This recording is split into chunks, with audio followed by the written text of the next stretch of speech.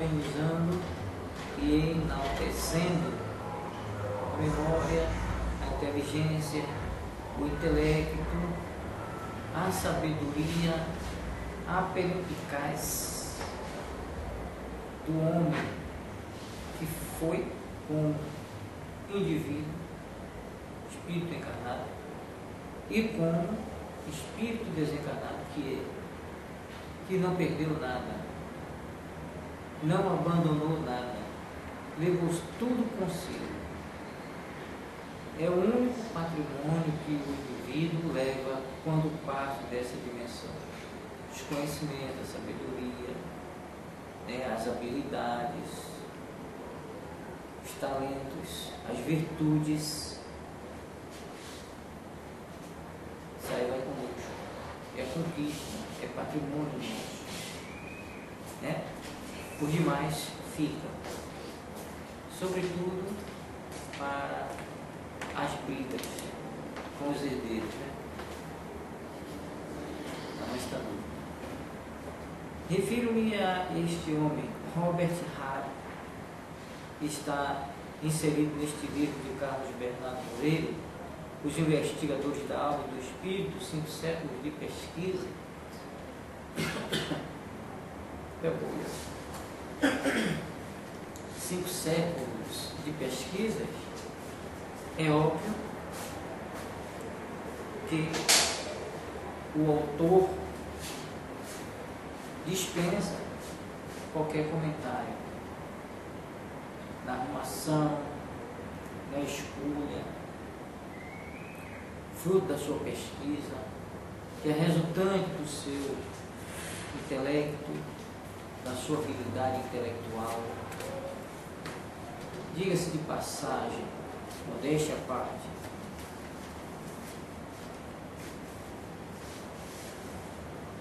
muito invejado. Essa que é a verdade.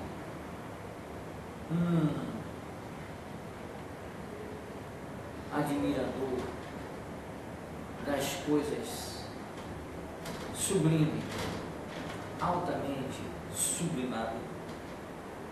Foi um sublime pesquisador, um espetáculo de obra que legou para toda a humanidade, que é esta. Dentre tantas outras, acredito umas 17, se não me engano, que publicou quando esteve aqui na condição de espírito encarnado, convivendo, exercendo um personagem denominado Carlos Bernardo Moreira. Frisamos seu nome por deixar evidente que as homenagens que nós ministramos, perlustramos aqui no nosso Instituto, falando desses grandes autores, dessas grandes almas, desses grandes homens, dessas grandes obras, ele não deixa de ser também tudo isso, o autor do livro. É óbvio, é claro. Daí a nossa estima, a nossa veneração e a nossa amizade. Na condição de discípulo, me considero um discípulo seu. Se é que posso me denominar assim, até porque eu sou capaz, de onde quer que estiver, ouvir e ver falar contra, eu o defendo. Estou aqui para isso. Eu farei isso. Embora isso me renda a inimizade, malquerença,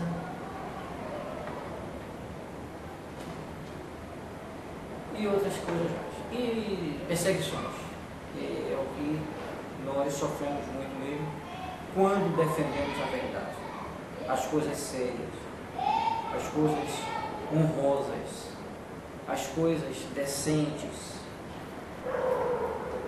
Aqui é assim. Você partidarizou o que não presta, você é herói, você é ídolo, você é tudo, mas você partidarizou o que é bom, fica de fora, é alijado, é excluído, é carta fora do baralho. Infelizmente, é assim. Robert Harry, aos 17 de janeiro de 1781, nascia na progressista cidade do estado de Pensilvânia, Filadélfia, então a sede do governo federal dos Estados Unidos da América. Filadélfia, que foi palco da independência dos Estados Unidos e onde se debateu a constituição desse próprio país, era, naquela época, a cidade mais importante do Atlântico. Ali não faltariam ao sábio espírito de Robert Harry as condições propícias ao desenvolvimento de suas faculdades intelectuais em benefício da humanidade. E muito bem desempenhou a sua missão. Era filho de Robert Margaret William Harry. Seu pai, um inglês imigrante de 1773, era distinto negociante e serviu na legislatura da Pensilvânia, tendo sido também curador da universidade desse mesmo estado. O filho foi esmeradamente educado dentro do próprio lar, e como manifestasse desde cedo franca vocação para os assuntos relacionados com a química e a física, seu pai, espírito de larga visão, facilitou-lhe sobremaneira o estudo dessas matérias, destacando-se entre os professores que o instruíram um dos primeiros grandes químicos dos Estados Unidos, Jânio Ward. Pouco tempo depois, o inteligente rapazinho estava à frente da grande cervejaria do seu pai, devotando suas horas vagas a investigações científicas. Bem cedo, antes que atingisse a idade de 20 anos, Robert Harry se revelou cientista emérito em seu nome, se coroou da admiração geral. É que em 1801 ele comunicava à Sociedade Química de Filadélfia, da qual já era membro, a invenção do maçarico osídrico, então a fonte de maior grau de calor conhecida, invento que lhe possibilitou fundir pela primeira vez as substâncias mais refratárias, tais como o cálcio, o magnésio, o orídio, a platina, o rádio, em quantidade de 1 a 28 onças inglesas. O relatório original, apresentado à supracitada sociedade, ele o publicou em 1802. Seu extraordinário invento, que ele denominou maçarico hidrostático, permitiu a criação da indústria da platina e a produção da luz, do mundo e de aparelhos de iluminação afins. Por esse tempo, estava em Filadélfia, aí passando o inverno, o professor Benjamin Silimon, Então, com seus 30 anos de idade, um encontro destes dois estudiosos jovens fez nascer rapidamente, entre ambos, sincera e desinteressada amizade, que com o tempo fortificou, tendo os dois realizado em conjunto uma série de experiências com o maçarico aparelho, este que, no dizer de Silimon, foi a primeira e, talvez, a mais notável das contribuições originais de Robert Halley à ciência. Benjamin Silimon, que se tornaria o cientista mais eminente e mais influente da América durante a primeira metade do século XIX, não pôde, entretanto, ter muitos contatos com o seu novo amigo. Como professor de Química e de História Natural da Universidade de New Haven, aí deveria permanecer no cumprimento de seus deveres. Halley esteve à frente dos negócios do pai até 1816, embora não fosse este o objetivo de sua vida. Seu sonho era levar aos futurosos jovens da pátria o que aprendera com os mestres. Afinal, conseguiu este intento. Foi convidado, em 1818, a lecionar Química e Física no velho colégio de Wellington. Com um gênio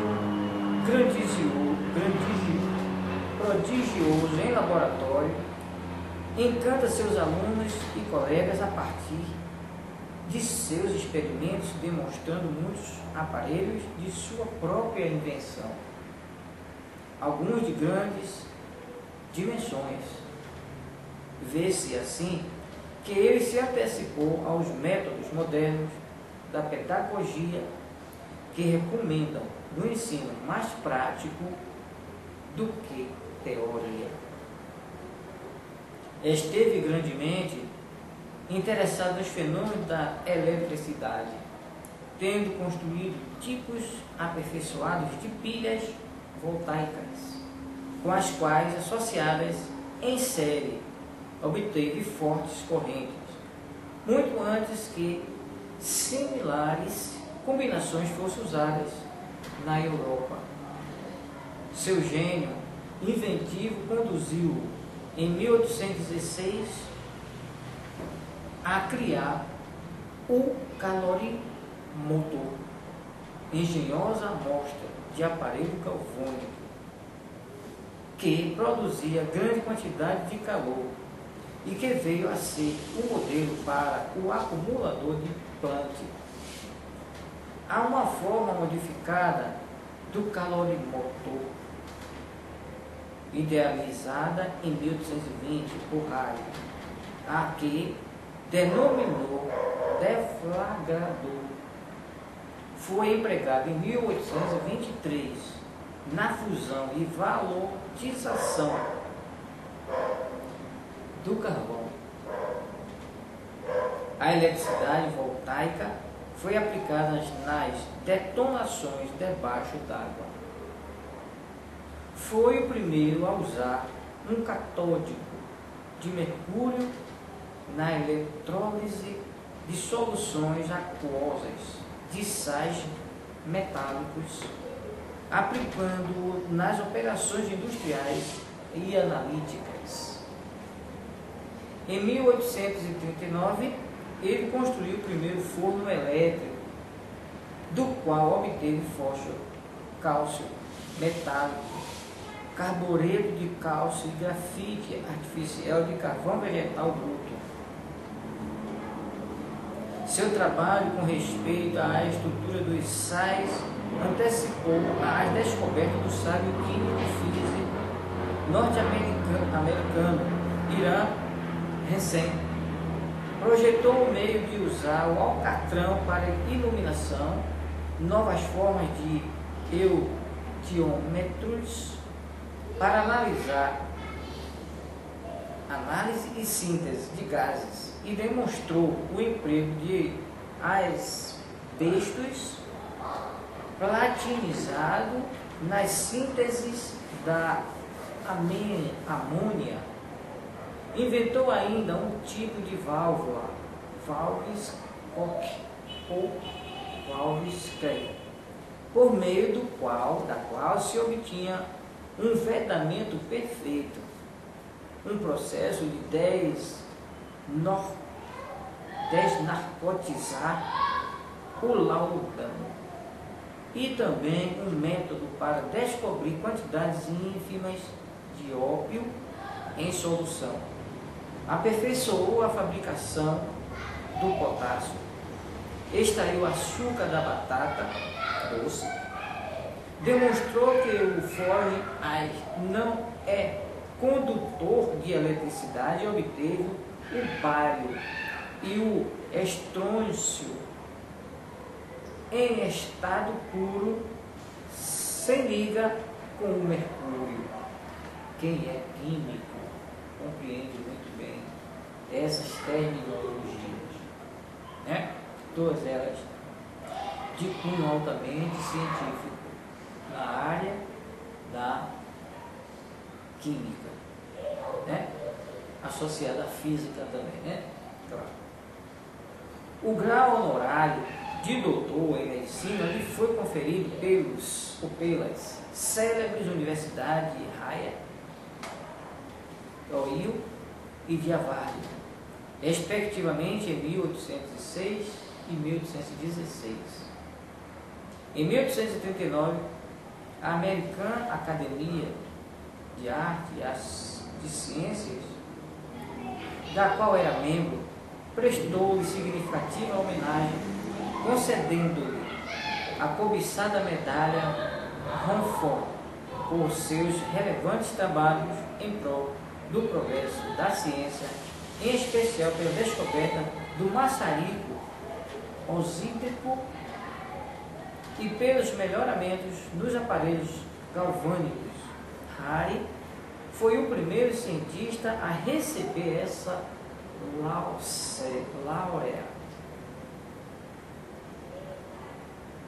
Membro de várias associações culturais dos Estados Unidos, considerou o resultado de suas pesquisas de sua própria e exclusiva autoria, deu a público, além das citadas, inúmeras outras obras por si compiladas.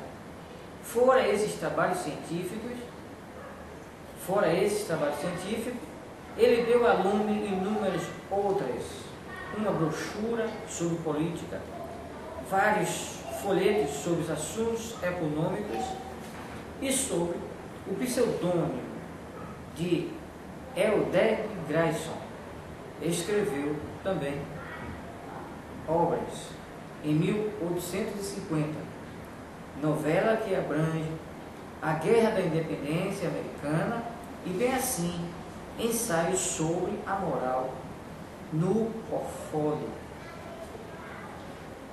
Em 1847, com 66 anos de idade, Robert Halley renunciou, tendo cerca de 30 anos de serviço prestado à juventude escolar, ao cargo de professor da Universidade de Pensilvânia.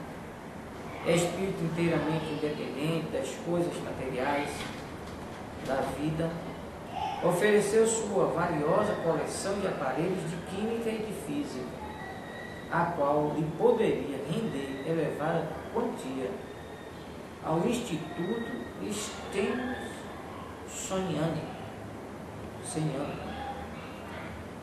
No ano seguinte, esta famosa sociedade científica o elegeu seu membro honorário. Estava a fim da primeira fase da vida de um grande homem de ciência. Os fenômenos de Roswell, em 1848, iniciaram nos Estados Unidos um vasto e inflamado movimento de opinião em torno das comunicações dos espíritos. Vários homens de saber se preocuparam com o assunto. Muitos se converteram à nova revelação. pasmava a todos os incrédulos a conversão de personalidades bastante respeitáveis, como o governador Talmadge, o juiz Edmond e o professor Max, Robert Harry, observador arguto, cientista e pesquisador por natureza, achou incompreensível a atitude daqueles eminentes homens e resolveu trazer a sua colaboração para desmascarar a grande farsa. Todos, quando iniciou, teve esse pensamento. Todos esses sábios que se confrontou com a fenomenologia espiritística, com as teorias fenomênicas espiritualistas, todos tiveram a condição de céticos esse pensamento. Corria o ano de 1853, quando, segundo suas próprias palavras, se sentiu obrigado, segundo ele, por um dever para com o seu próximo, a empenhar toda a sua influência no sentido de deter a corrente de loucura popular que, desafiando a ciência e a razão, se pronunciava obstinadamente favorável ao grosseiro embuste conhecido por espiritismo. Todos eles assim agiram. Não foram diferentes. Foram raros os que tiveram uma intenção contrária. O meu próprio Kardec, que era cético, também teve esse ideal em si. Querer se certificar em comprovação do entendimento dos estudos científicos para dali tirar suas conclusões. Para tirar suas conclusões. Chegou ele, nessa ocasião, como cético extremado, a escrever em termos enérgicos uma carta contra tal estado de coisa. Carta que foi publicada nos periódicos da Filadélfia e transcrita por outros diários da América do Norte, para se ter uma ideia do que a carta continha. Basta lembrar que ela constituiu até mesmo tema para numerosos sermões nas igrejas. Não foi coisa boa, né? Cumpre dizer que as igrejas que aproveitam tudo que é de ruim contra a verdade cósmica, as igrejas adoram. Isso não resta dúvida. Pior que eles não sabem nada. Os igrejistas não sabem nada. Agora, quando alguém pesquisa e leva ao conhecimento, aí abraça, né? E adota como instrumento de ataque. E é por esse motivo que ela hoje se encontra descaracterizada. Porque os próprios cientistas que arvoraram em opinar antes de conhecer, quando se deram a pesquisar, se retrataram, convenceram-se dos seus equívocos, dos seus enganos. Para a igreja, que só adota tudo que vem do outro, que ela não estuda nada, fica difícil, né? Aí ficou convencionado que, claro, isso é de forma geral. Os igrejistas, São Maria vai com as outras. Nos enrolar dos anais, a gente percebe isso.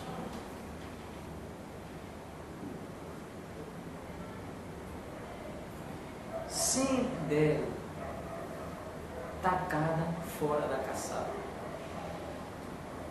Essa que é a verdade.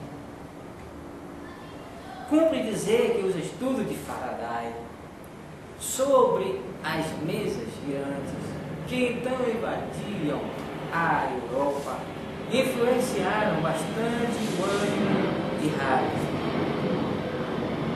que acreditou a princípio estar aquele sábio físico inglês de posse da verdadeira e única explicação para os singulares fenômenos giratórios. Segundo Faraday, os movimentos da mesa seriam muscular e inconscientemente impressos pelos dedos dos experimentadores, segundo Faraday. Isso até certos períodos das suas pesquisas, porque o próprio mesmo, também se convenceu dos seus equívocos e se retratou também dos seus equívocos, dos seus enganos. Robert Halley repetiu as experiências do seu colega, mas logo reconheceu que elas eram insuficientes para uma conclusão última. A fim de completá-las e corroborá-las, construiu aparelhos especiais com os quais instituiu uma série de experimentações bem engenhosas. Para evitar o contato direto das mãos na mesa e a possibilidade de estas aderirem ao móvel e o impulsionarem, Halley realizou a seguinte experiência. Tomou as esferas de cobre, colocou-se sobre uma chapa de zinco que forrava o tampo da mesa e fez com que os médios pusessem as mãos sobre as tais esferas. Para grande assombro seu, a esfera a si mesma se moveu. Através desse simples arranjo, os propalados movimentos nascentes e inconscientes criados pelas teorias de Faraday, Chevette e Babinet, os quais Halley procurava confirmar, caíram por terra. Caíram por terra. O físico americano ensaiou outro processo. A porção maior de uma prancha foi presa na sua extremidade a um dinamômetro. A mão de um médium foi colocada sobre a extremidade da porção menor e ficava impossibilitada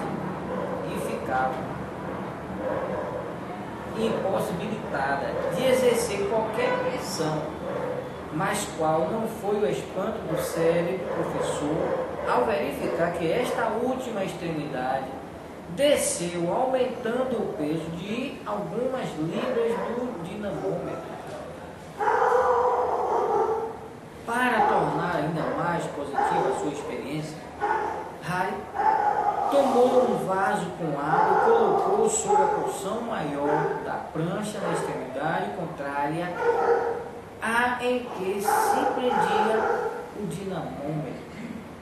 Em seguida, fez com que o médium mergulhasse as mãos no líquido, sem entretanto tocar no vaso. Nova surpresa estava reservada ao ilustre químico. O dinamômetro registrou uma força invisível de 18 libras.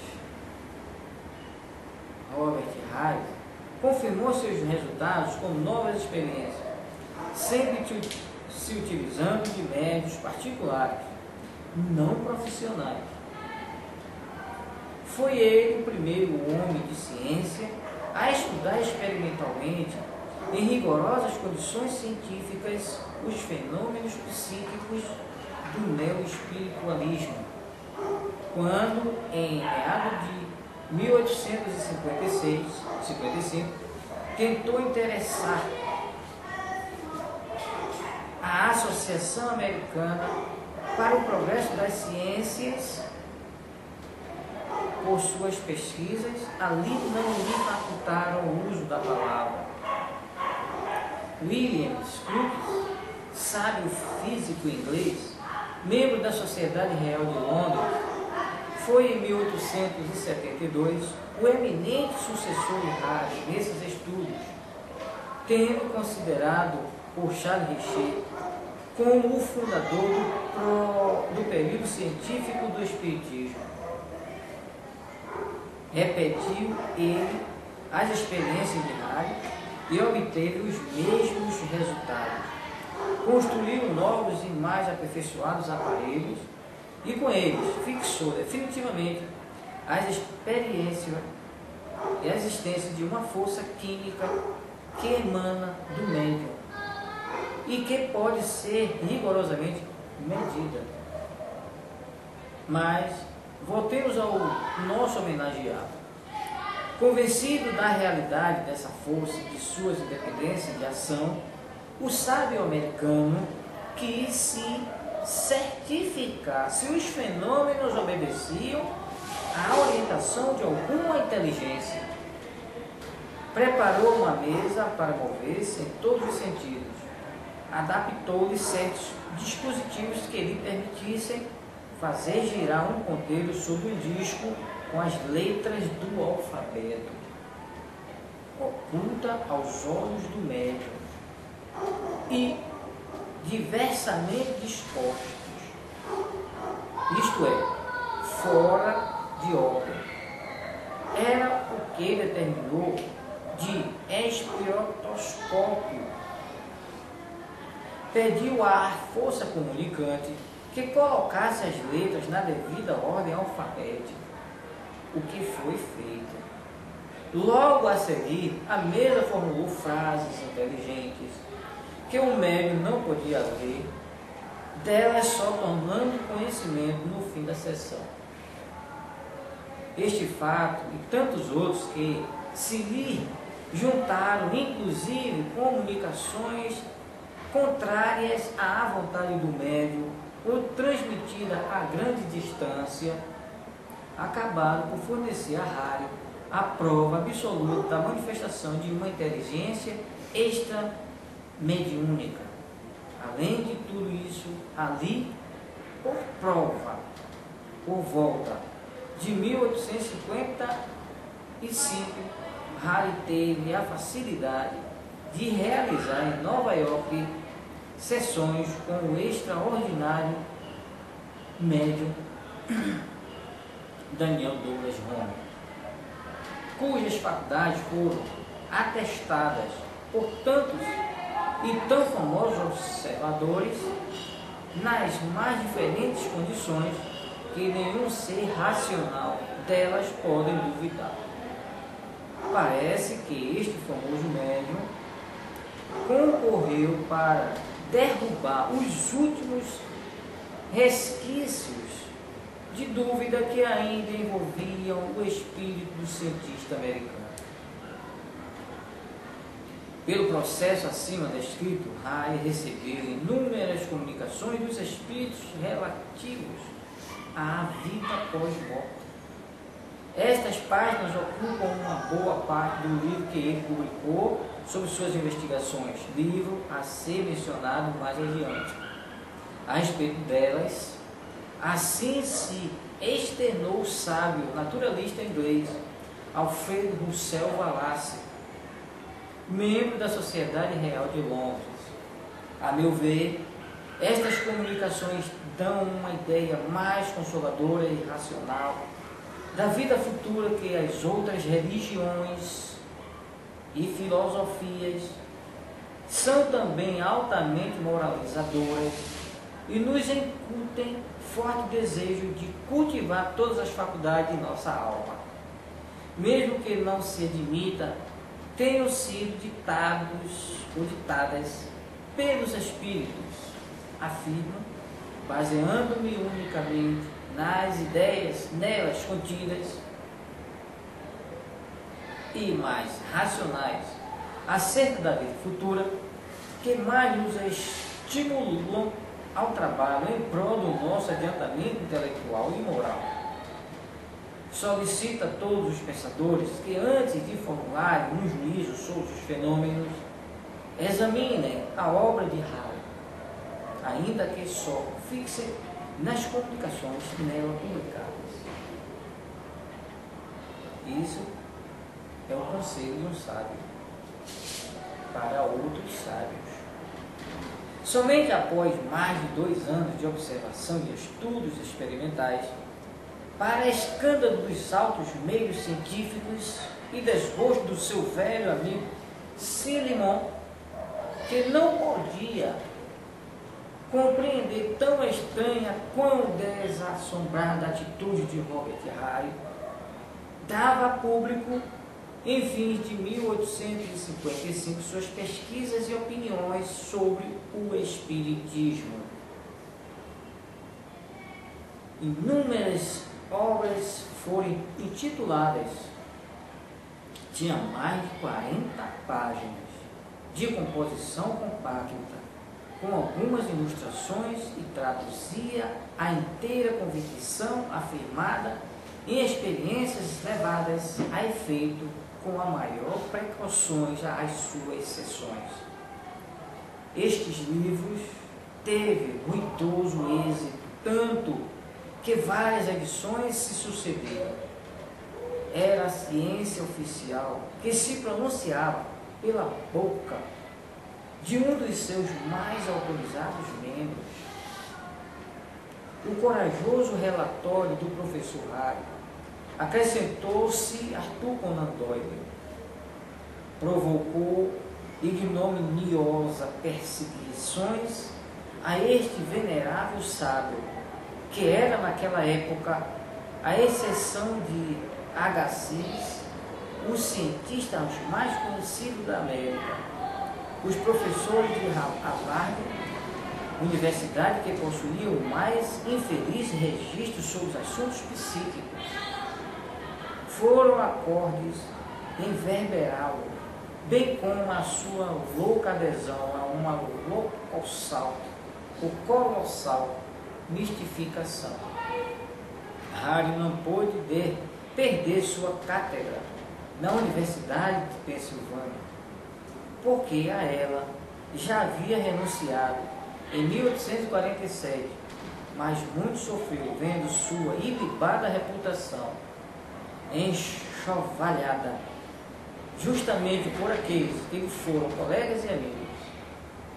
Era o alto preço sempre pago por todos quantos sobrepõem a verdade aos interesses e preconceitos da época, e não mudou, continua assim.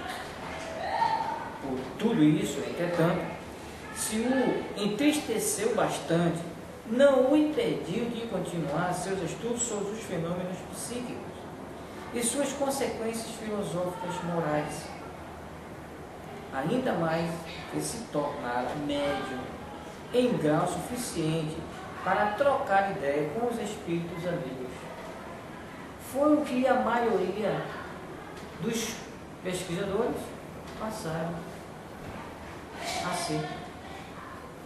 Desenvolveram-se tanto na área das investigações fenomênicas críticas que acabaram desenvolvendo esse dom precioso que é emprestado para o cumprimento de determinada missão. Findada é retirada a mediunidade. O doador, quem é? Quem o criou? O Pai, Deus. Aos 15 de maio de 1858, com 77 anos de idade, o eminente sábio americano despedia-se do mundo na sua terra natal. Casado desde 1811 com a senhora Harriet Carter, descendente de ilustre família de Rhode Island, deixava os filhos bem orientados na vida, entre os quais Chauvet levou John e Nux Clark Halley. que foi brilhante advogado e jurista de Filadélfia, membro da Sociedade Filosófica Americana. Benjamin Silliman, o velho companheiro de rádio, escreveu-lhe o necrológio no American Journal de Ciência de julho de 1858, tecendo-lhe justos e merecidos elogios.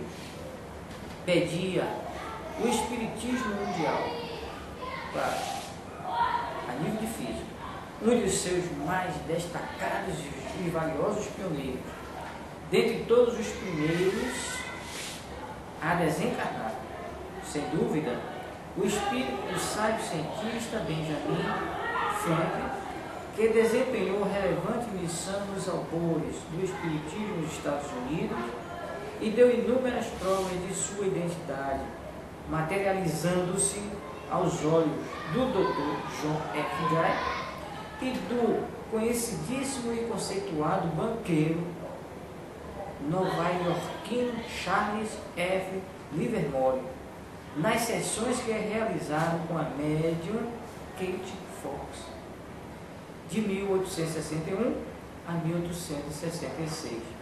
Foi o primeiro a acolher no além o intimorato defensor dos novos ideais, sabendo-se ainda que este manteve com o referível espírito em intercâmbio entre assuntos de natureza científica, tendo por médio a mesma Kate Fox, então com cerca de 15 anos. Olha a idade dessa gente, 15 anos. Se viu de instrumento para o trabalho desses grandes cientistas, assim como o próprio Kardec, o Richard, Alexandre Kizakov, Flammarion, Baraduc, Hislop, William James, e por isso vai, Bozão, Benis, Gelei, uma infinidade de sábios. Foram jovens 15, 14, 13, 16 anos. Aqui no Brasil, os centros espíritas não querem médios jovens, não aceita trabalhar com a mediunidade com jovens, com adolescentes de 12, de 13, de 14. Pois bem, contrariando a esses pseudos, e contrariar uma celebridade dessa que foi citada, é preciso estar acima deles e provar o porquê que contrariam, que não aceitam. Eu estou a desafiar os tais também, até porque eu tenho um filho que foi gerado, nascido e está sendo criado, já tem 13 anos de idade, dentro das salas mediúnica e desobsessiva, porque a minha mulher, a mãe desse filho, que é nosso filho, só deixou de participar das reuniões de desobsessão no período que se desligou para a maternidade.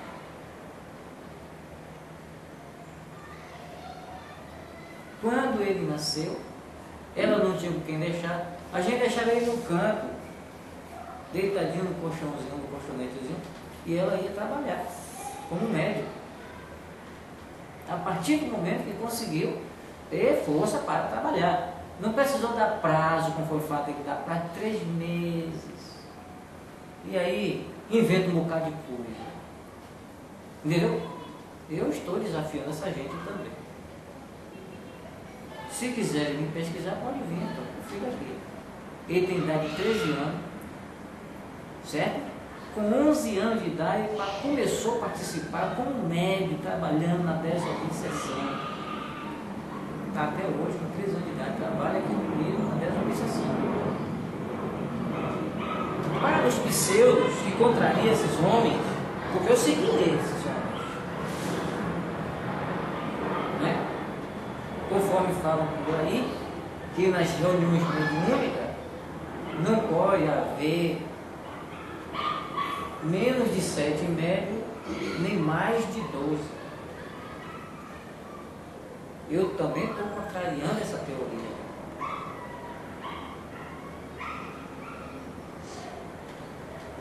Eu já trabalhei em certo momento aqui com um único médico na sala. Não houve diferença nenhuma no andamento dos trabalhos. Já cheguei a essa conclusão. Ao que toca o grau maiúsculo, eu vou citar Carlos Bernardo. Esse grande pesquisador, esse amante das belas letras, trabalhava no Telma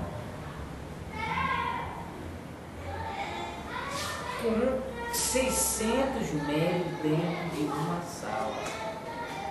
Para quem divulga que só pode botar no máximo 12,